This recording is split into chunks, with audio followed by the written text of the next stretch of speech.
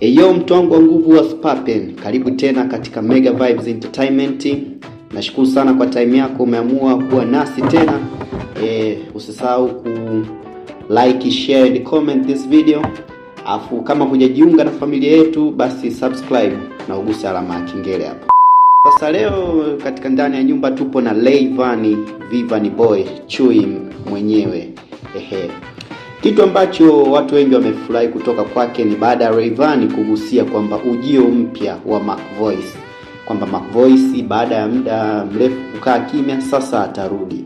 Na hakuishia hapo, akasema tu baada ya Eid au kabla ya Eid wataachia msanii mwingine ambaye ni wa kiume, anagusa pande zote, bongo flavor, ngoma zote. Akasisitiza kwamba lengo la Next Level Music ni kusaidia vijana na ikiwezekana wawe mbali. Kwa hiyo Mac Voice tutarajia atarudi na atafanya makubwa. Hebu pata time umsikize Rayvanny huyo hapa. Of course tumekuwa na changamoto na Mac Voice na nilikuwa naongea naye na fikiria Mac Voice of course anarudi so muda mrefu. Wow. Lakini nafikia anaporudi want him to be more independent. Yeah. Nafikiri tuko na discuss naye about that.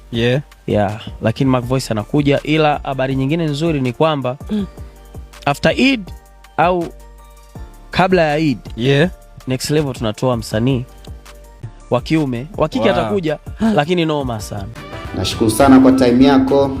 Kwa wewe ambaye hujajiunga na familia yetu, usisahau kusubscribe and bye.